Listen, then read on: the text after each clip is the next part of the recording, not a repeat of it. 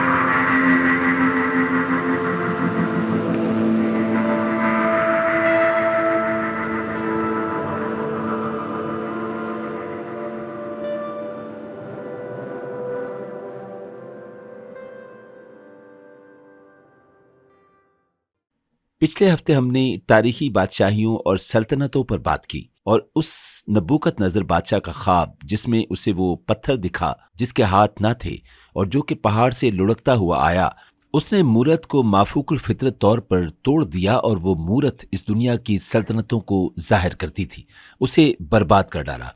उसने मूरत को इतना जोर से मारा कि उसका चूरा कर दिया और वो वहां पर कुछ ना बचा और हवा उसे उड़ा ले गई और फिर किसी को याद भी ना रहा कि यहाँ ये हुआ करती थी।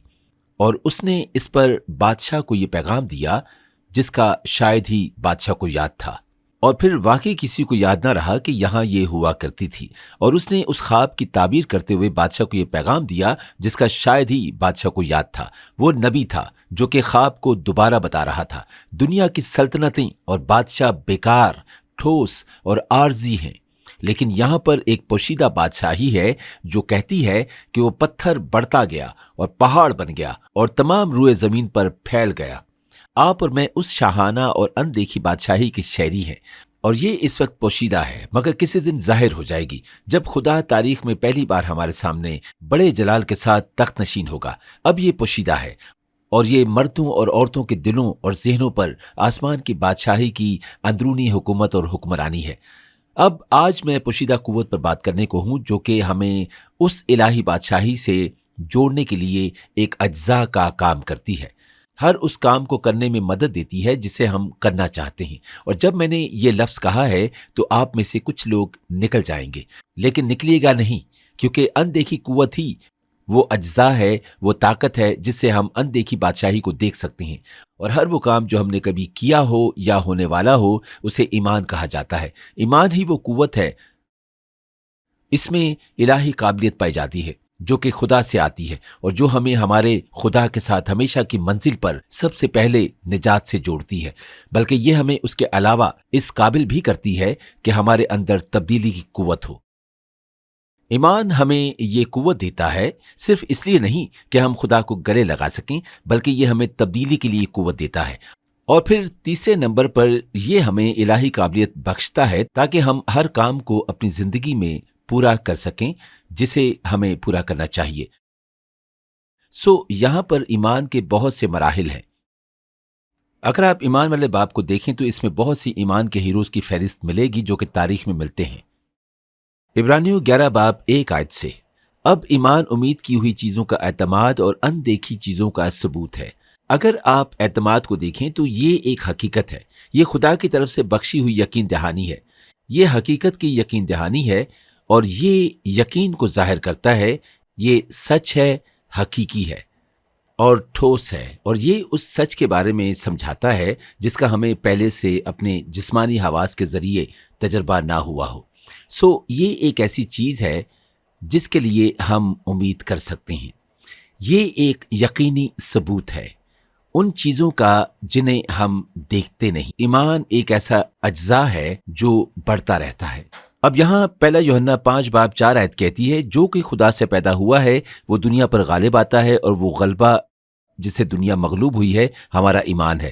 یہ اندیکھی چیزوں کو دیکھنے کے لیے ہماری روحانی آنکھوں کو کھولتا ہے۔ یہ ہمیں آگے بڑھنے کی طاقت دیتا ہے تاکہ کچھ بنیں اور کریں۔ سوال ہے کہ یہ ایمان کہاں سے آتا ہے؟ ہر کوئی شاید جانتا ہو کہ ایمان سننے سے پیدا ہوتا ہے، اور سننا مسیح کے کلام سے ہے۔ چاہے یہ لکھا ہوا ہو یا بولا جائے یا دونوں ہوں، یہ ایک ساتھ کام کرتے ہیں۔ ایک کا کبھی دوسرے کے ساتھ متصادم نہیں ہوتا۔ آپ جانتے ہیں کہ ابراہم جو کہ ایمان میں ہمارا باپ ٹھہرا، وہ ایک بتوں کی پوجا کرنے والا تھا۔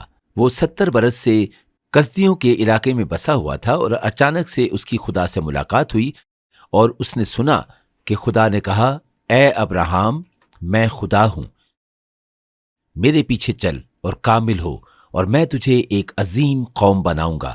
اور اسی وقت الہی تخلیقی کلام سے جو خدا کے منہ سے نکلا، ایمان ابراہم میں بڑھا جو خدا کی طرف سے دیا گیا تھا، اور وہ خدا سے جڑ گیا اور خدا پر ایمان رکھا۔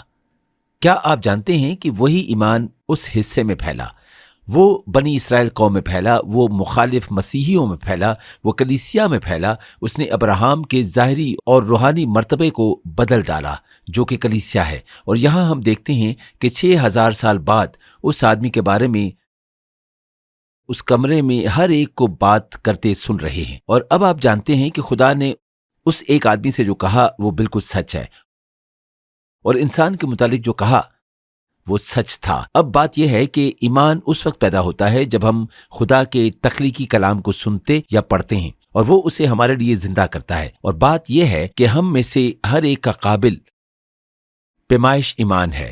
ایمان کا ایک ٹکڑا ہے، ایمان کی ایک چھوٹی سی خوراک ہے، اور ایمان کی وہ خوراک جس سے کچھ لوگ سوچتے ہیں کہ ہمیں بس یسوع پر ایمان لانا ہے اور ہم کچھ بھی نہیں کر سکتے ہیں۔ اگر میں اپنے ایمان میں ترقی کروں تو میں پانیوں پر چل سکتا ہوں، مردوں کو زندہ کر سکتا ہوں، میں پہاڑوں کو ہلا سکتا ہوں، اور شاید میں اڑ بھی سکتا ہوں۔ کہ خدا نے ہر شخص کو ایک پیمائش کرنے والا ایمان دیا ہے۔ پیمائش کرنے والا ایمان، ایمان کی ایسی مقدار ہے جس سے ہمیں خدا سے جڑے رہنے میں مدد ملتی ہے، اور جس سے ہم اس مقصد کو پورا کرتے ہیں جس کے لیے ہمیں بلاہٹ ہوتی ہے۔ کبھی کبھار ہم دوسرے شخص پر نظر کرتے ہیں اور کہتے ہیں کہ میں یہ کر سکتا تھا، لیکن میں سوچتا ہوں کہ ہمیں اپنے آپ کا دوسروں سے موازنہ کرنا اور اپنے آپ کو پریشان کرنا چھوڑ دینا چاہیے۔ میں نہیں چاہتا کہ کوئی بڑا ظالم آدمی کھڑا ہو اور کہے کہ آپ میری طرح ہو سکتے ہیں۔ میں اپنے متعلق بات نہیں کر رہا۔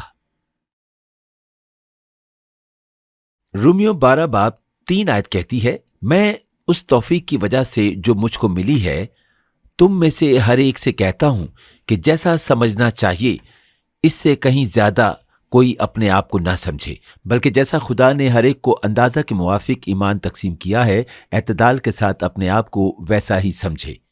خدا نے آپ کو پورا ایمان بخشا ہے، چاہے آپ کاروبار کرتے ہوں اور خدا کی بادشاہی میں ایک غریب کی حیثیت رکھتے ہوں، یا آپ خدا کے گھر میں ایک دربان کی حیثیت رکھتے ہوں، اور چاہے آپ ایسی ماں ہیں جو متحرک بچوں کی پرورش کرتی ہوں اور جانتی ہوں کہ خدا کی بادشاہی کہاں ہے، چاہے آپ کنوارے ہوں، چاہے آپ جوان ہوں یا بوڑھے ہوں، جنہوں نے کبھی نجات نہ حاصل کی ہو۔ جب میں اور آپ نجات کو حاصل کرتے ہیں اور ہم خدا کے ساتھ جڑ جاتے ہیں تو وہ ہم میں ایک اندازے کے موافق ایمان دیتا ہے تاکہ ہم وہ بن سکیں جس کے لیے ہمیں بلاہٹ ہوئی ہے، تاکہ ہم وہ کر سکیں جو ہمیں کرنا چاہیے۔ یہ ہماری ذمہ داری ہے کہ ہم اسے اپنی پوری صلاحیت کے مطابق تیار کریں۔ اب یہ بہت اہم ہے۔ جب میں نئے سرے سے پیدا ہوا اور جب میں نے اپنی زندگی مسیح کو دے دی، اور ہر وہ چیز جسے میں اب کر رہا ہوں اور ہر وہ چیز جو میں کرنا چاہتا ہوں، جو آنے والے وقت میں خدا کے فضل سے کرنے کو ہوں، اور خدا کے فضل سے جو کبھی نہ کی گئی ہو، میں اسے پوری صلاحیت کے ساتھ ترقی بخشوں گا۔ میں اسے مستقبل میں دیکھ سکتا ہوں کہ کیسے اور کب یہ ہونے کو ہے، لیکن یہاں پر ایک صلاحیت ہے جس سے اس سفر کا آغاز ہو سکے۔ میں اسے دیکھ سکتا ہوں मैंने एक बार एक कलाम सुनाने वाले को सुना और ये कि मैं किसी दिन कलाम सुनाने वाला बनूंगा, और ये वो वक्त था जब मैं कलाम नहीं सुनाता था और लोग रो रहे थे, और मैं उस वक्त एक जवान ईमानदार था, खुदा के लिए पुरजोश था। और उसने कुछ ऐसी मुनादी की कि मेरे अंदर कुछ धमाका सा हुआ। उसने कहा कि तू ये कर सकता है, और मैंने कहा कि हाँ, मैं सोचता हूँ कि मैं कर सकता हूँ। बहुत ही पुरानी बात है, और जब आप खुदा की पैरवी करते हैं और खाकसा रहते हैं तो काम करने दीजिए कि वो आपके ईमान को बढ़ाए। आप बिल्कुल वही कुछ कर सकते हैं और बन सकते हैं जिसके लिए खुदा ने आपको बुलाया है। मगर मेरी जानिब मत देखिए, किसी अमीर बंदे की जानिब मत देखिए, किसी मिशनरी की जानिब मत देखिए, उस जानिब देखिए जिसके लिए खुदा ने आपको बुलाया है। और आपके पास वो फिंगरप्रिंट्स हैं जो किसी दूसरे के पास नहीं है, सिर्फ आपके पास हैं। और हम में से हर एक को बहुत होशियार रहने की ज़रूरत है, क्योंकि मुझे स्टीव की ज़रूरत है, मुझे ब्रायन की ज़रूरत है, मुझे जर्नी की ज़रूरत है, मुझे लैरी की ज़रूरत है, मुझे हर एक की ज़रूरत है। जिस ग्रुप की सलाहियत पर मैं भरोसा करता हूं, जिनमें के हर एक को अंदाजे के मुआफिक ईमान बख्शा गया है, सो हमें उसे महसूस करने की ज़रूरत है। सो हर वो शख्स जिसे अंदाजे के मुआफिक ईमान दिया गया है, उसके अंदर ये सलाहियत है कि हम उसे करें जिसके करने के लिए हमें बुलाया गया है, और ये हमारी जिम्मेदारी है कि उसे काम में लाएं। ये ईमान कैसे काम करता है? ये सादा है। आप उसे देखें, आप उसके मालिक हैं, इससे बोलें और काम हो जाएगा। ये एक अफसाना है? नहीं, ईमान के पूरा करने के लिए कुछ काम है। यहाँ पर अब मेरी जिम्मेदारी आती है। फिर एलिया ने अखीयब से कहा, ऊपर चढ़ जा, खा पी, क्योंकि कसरत की बारिश की आवाज है। सो अखीयब खाने पीने को ऊपर चला गया, और एलिया करमल की चोटी पर चढ़ गया और जमीन पर सरनुगू होकर अपना मुंह अपने घुटनों के बीच कर लिया, और अपने खादिम से कहा कि जरा ऊपर जाकर समंदर की तरफ तो नजर कर। सो उसने ऊपर जाकर नजर की और कहा, वहां कुछ भी नहीं है, कुछ भी नहीं, कुछ नहीं है। उसने उसे देखा, उसने उसे सुना, उसने अखीयब से कहा, लेकिन फिर उसने उसके ईमान को पैदा किया और ईमान को काम करने दिया। और आखिरकार और 7वीं मर्तबा उसने कहा, देख, एक छोटा सा बादल आदमी के हाथ के बराबर समंदर में से उठा। तब उसने कहा कि जा और अखीयब से कह, अपना रथ तैयार करा के नीचे उतर जा, ताकि बारिश तुझे रोक ना ले। उसने उसे देखा और बोला और उसका मालिक बना। और फिर उसने उसके होने के लिए दुआ की, और फिर उससे कहा, और थोड़ी ही देर में आसमान घटा और आंधी से स्याह हो गया और बड़ी बारिश हुई, और अखीयब सवार होकर यजीरे को चला गया, और खुदावंद का हाथ एलिया पर था, और उसने अपनी कमर कस ली और अखीयब के आगे यर्जिल के मुदखल तक दौड़ता चला गया। करमल की चोटी से यर्जिल तक का फासला 33 मील था, और एलिया रूह की ताकत के तहत आगे भागा। जैसे यीशु अपनी खिदमत में चला, हम उसके नक्शे कदम पर चल सकते हैं, हम उसकी मानद बन सकते हैं, हम पूरी सलाहियत के साथ भाग सकते हैं जिसके लिए उसने हमें बनाया है। और जब हम बहनों और भाइयों एक दूसरे के साथ खाकसारी में जुड़ जाते हैं और खुदा पर भरोसा रखते हैं और उसे पूरा करते हैं, तो हम हर एक काम की खूबसूरती को देखते हैं जो रूहुल कुद्स हमसे करवाना चाहता है। पहाड़ों को हिला देने वाले ईमान को तैयार करने के लिए 2 जरूरी चीजें। पहला, जिसके बारे में अभी बताया कि साबित कदम रहना, ये सब्र है और ये बर्दाश्त है। आप जानते हैं, बीज बोने वाले की तमसील में बादशाही के मुतालिक बात की गई है। मत्ती 13 बाब 18 से 21 आयत। बस बोने वाले की तमसील सुनो, जबकि बादशाही का कलाम सुनता है और समझता नहीं, तो जो उसके दिल में बोया गया था उसे वो शरीर आकर छीन ले जाता है। ये वो है जो राह के किनारे बोया गया था, और जो पथरीली जमीन पर बोया गया, ये वो है जो कलाम को सुनता और फिल फूल खुशी से कबूल कर लेता है, लेकिन अपने अंदर जड़ नहीं रखता, बल्कि चंद रोजा है। और जब कलाम के सबब से मुसीबत या जुल्म बर्पा होता है तो फिल फूल ठोकर खाता है। खुदा जानता है कि इनमें ना तो कोई साबित कदमी होती है और ना ही बर्दाश्त होती है और ना ही सब्र होता है, और वो बस खाली होते हैं। इब्रानियों 10 बाब 36 आयत। क्योंकि तुम्हें सब्र करना जरूर है, ताकि खुदा की मर्जी पूरी करके वादा की हुई चीज हासिल करो। रोमियो 1 बाब 17 आयत में लिखा है, इस वास्ते कि इसमें खुदा की रास्तबाजी ईमान से और ईमान के लिए जाहिर होती है, जैसा लिखा है कि रास्तबाज ईमान से जीता रहेगा। सो ईमान ऐसा जुज है। अब हम अगली चीज की जाने बढ़ेंगे, क्योंकि ये एक तरह से दिलचस्प है। इसलिए मैं सोचता हूं कि ईमान एक तरह का फार्मूला है खुदा के साथ आगाज करने के लिए। यही बात मैं कर रहा था। ईमान वो है कि जिससे आपकी जरूरतें खुदा के जरिए पूरी होती हैं। अगर मैं अपने मुतालिक बताऊं तो मैं ईमान को उस वक्त इस्तेमाल करता हूं जब मुझे खुदा से कुछ चाहिए होता है, लेकिन जैसे वक्त गुजरता गया और मैंने उस फार्मूले को काम में लाया और खुदा को बोला जाए तो उसने इतना ज्यादा अच्छा काम नहीं किया, میں نے اپنے آپ کو خود سے کھڑا پایا، میں نے اپنے آپ کو یہ سوچتے پایا کہ یہ خدا ہے جو ہماری کائنات کے گرد گھومتا ہے، جبکہ ہمیں اس کے دائرے کے گرد گھومنا چاہیے۔ آپ جانتے ہیں کہ کبھی کبھار آپ خود مختار ہو جاتے ہیں، اور میں ایسا محسوس کرتا ہوں کہ ایمان ایک ایسے فارمولے سے بڑھ کر ہے کہ ہم کچھ حاصل کرنا چاہتے ہیں، بلکہ یہ جینے کا ایک طریقہ کار ہے، اور یہ کبھی کبھار آپ کو ڈھکیلتا ہے اور کہتا ہے کہ تھوڑا صبر کر۔ دوسرے وقت ایمان کہتا ہے کہ جانے دو، پھر دوسرے لمحے یہ کہ برداشت کر۔ یہاں پر ایمان کے بہت سے پہلو ہیں۔ یہ صرف ایک فارمولہ نہیں ہے جسے ہم کام میں لائیں، اور یہ کام نہیں کر رہا بلکہ یہ جینے کا ایک طریقہ کار ہے۔ ایمان کے باب میں ہم دیکھتے ہیں کہ بہت سے لوگوں نے بہت دردناک چیزیں برداشت کیں۔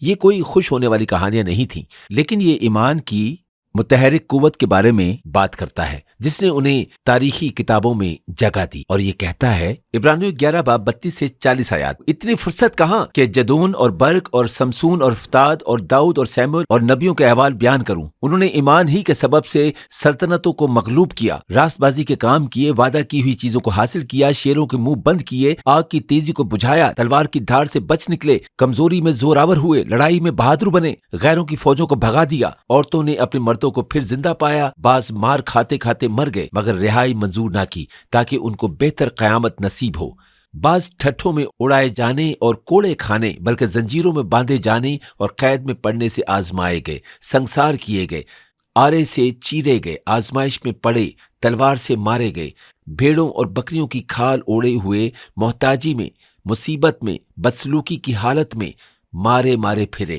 دنیا ان کے لائق نہ تھی، وہ جنگلوں اور پہاڑوں اور غاروں اور زمین کے گڑھوں میں آوارہ پھرا کیے، اور اگرچہ ان سب کے حق میں ایمان کے سبب سے اچھی گواہی دی گئی تو بھی انہیں وعدہ کی ہوئی چیز نہ ملی، اس لیے کہ خدا نے پیش بینی کر کے ہمارے لیے کوئی بہتر چیز تجویز کی تھی تاکہ وہ ہمارے بغیر کامل نہ کیے جائیں۔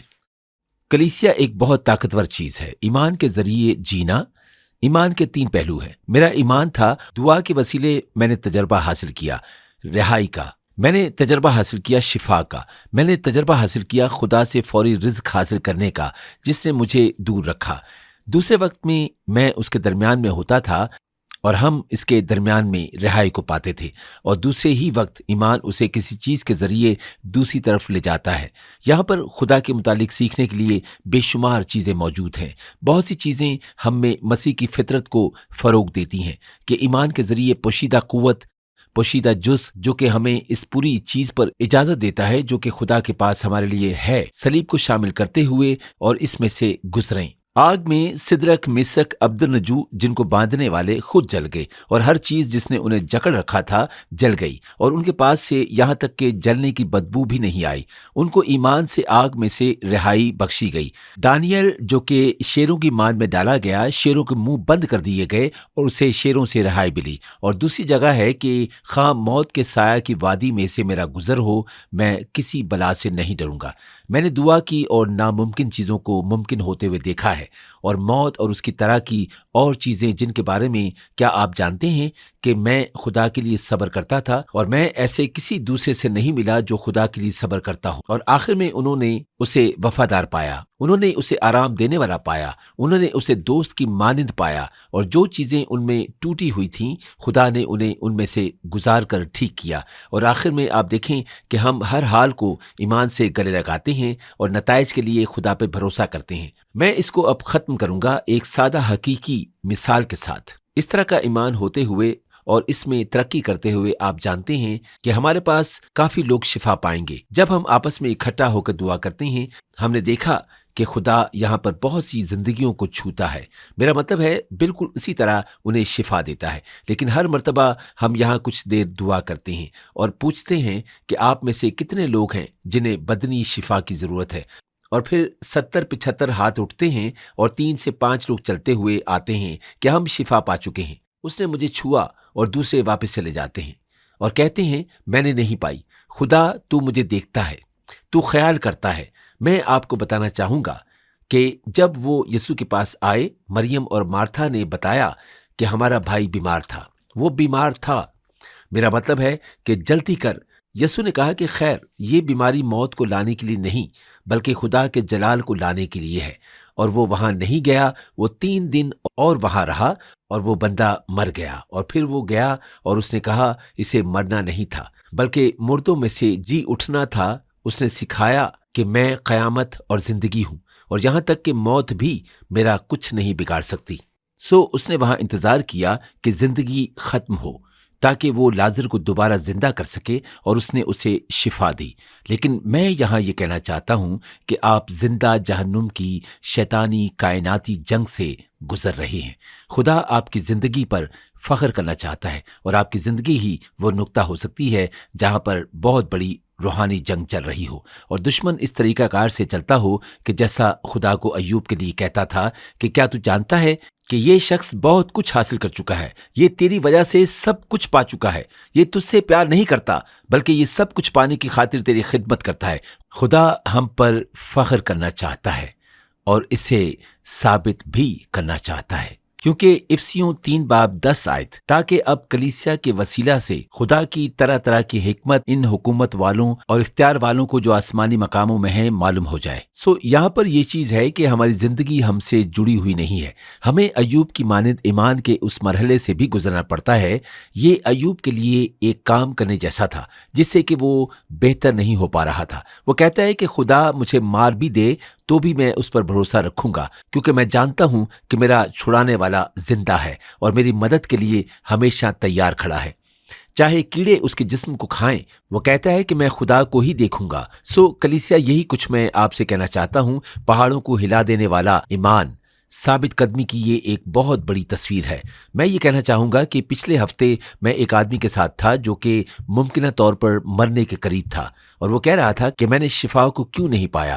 یہ بہت آسان ہے، اگر آپ فیل فوڈ نتائج حاصل نہیں کرتے تو اپنی زندگی کی بڑی تصویر کی جانب پھریں۔ وہ کہتا ہے کہ اس کے برعکس تو مجھ سے کیا چاہتا ہے، میں تجھ پر ایمان رکھتا ہوں اور میں تجھ تک پہنچ رہا ہوں، اور نتائج کو خدا پر چھوڑ دیں، کیونکہ زبور 139 میں ہے کہ ایمان کی جانب بڑھیں کہ آپ ہر روز جیتے ہیں جو خدا نے آپ کے لیے لکھا ہے۔ کلیسیا، جب یہ تصویر کام نہ کرے تو بڑی تصویر کی جانب پھریں، کہیں کہ خدا میں تجھ پر یقین رکھتا ہوں اور میں دعویٰ کرتا ہوں کہ میں وہ تمام دن جیوں گا جو تیری کتاب میں درج ہیں۔ میں آپ کو بتاتا ہوں کہ کیا ہوگا، آپ سکون محسوس کریں گے۔ آج میرا چیلنج آپ کے لیے یہ ہے کہ خدا کو پہاڑوں جیسے ایمان کو ترقی دینے دیں، اور کسی بھی چیز کو اجازت نہ دیں کہ وہ آپ کو پیچھے کی جانب لے جائے، اور بہت ہی مشکل وقت سے گزرتے ہوئے بھی ثابت قدم رہیں، کیونکہ ہمیں اس برداشت کی ضرورت ہے جسے ہم ایمان سے جاری کرتے ہیں۔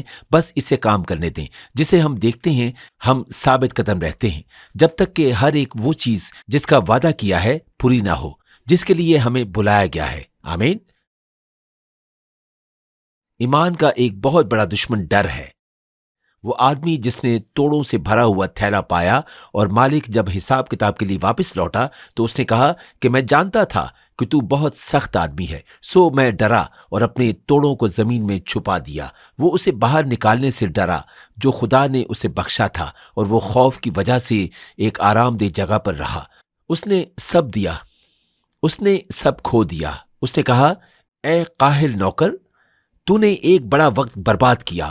اور اس کا اختتام مکاشفہ 21:8 میں ہوتا ہے۔ اس کا اختتام آگ کی جھیل میں ہوتا ہے۔ یہ بہت ڈرانے والا ہے، مگر بزدلوں اور بے ایمانوں اور گھنونے لوگوں اور خونیوں اور حرام کاروں اور جادوگروں اور بت پرستوں اور سب جھوٹوں کا حصہ آگ اور گندک سے جلنے والی جھیل میں ہوگا۔ یہ دوسری موت ہے۔ ہمارے پاس ایک انتخاب موجود ہے۔ اگر آپ یہاں موجود ہیں اور یہ نہیں جانتے کہ یسوع آپ کا نجات دہندہ ہے، بہت سے لوگ ڈرتے ہیں اپنی آسائشوں کو چھوڑنے کی وجہ سے جن کو وہ جانتے ہیں کہ اس زندگی میں چھو سکتے ہیں، اور آپ کی زندگی ان آسائشوں میں اتنی بگڑی ہے کہ آپ ان آسائشوں کو چھوڑ نہیں پا رہے۔ تو یسوع کہتا ہے کہ ان سب کو جانے دو، اپنی زندگی کو آزاد کر اور میری پیروی کر، مجھے کہہ تاکہ میں تجھے بچاؤں اور میں تجھے ایمان بخشوں گا، اندازے کے موافق جو کہ تجھے ہمیشہ کی زندگی بخشے گا اور تجھے کچھ بننے کی صلاحیت بخشے گا جو کہ اس کے بغیر تو پہلے نہیں تھا۔ مجھے امید ہے کہ آپ کو آج کا پیغام سن کر اچھا لگا ہوگا۔ اس سے پہلے کہ ہم اختتام کریں، میں ہر ایک کے لیے دعا کرنا چاہتا ہوں۔ میرا ایمان ہے کہ خدا آپ میں سے سب کو شفا بخشے گا اور اپنی قوت اور خیال کو آپ کے لیے ظاہر کرے گا۔